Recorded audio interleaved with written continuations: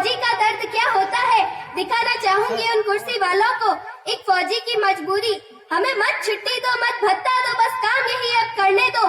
चाहे वेतन आधा कर दो पर कुत्तों में गोली भरने दो, उन कुत्तों में गोली भरने दो। हर हर मोदी घर घर मोदी ये नारा सिर के पार गया। तो एक दो कौड़ी का जिहादी एक सैनिक को थप्पड़ मार गया, एक सैनिक को थप्पड़ मार गया। अरे थप्पड़ खाए हम उन गद्दारों के, इतने भी मजबूर नहीं।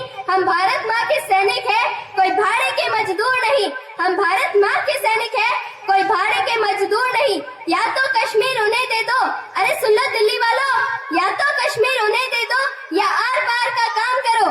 अब सेना को तो जिम्मेदारी, तुम दिल्ली में आराम करो, तुम दिल्ली में आराम करो। इस राजनीति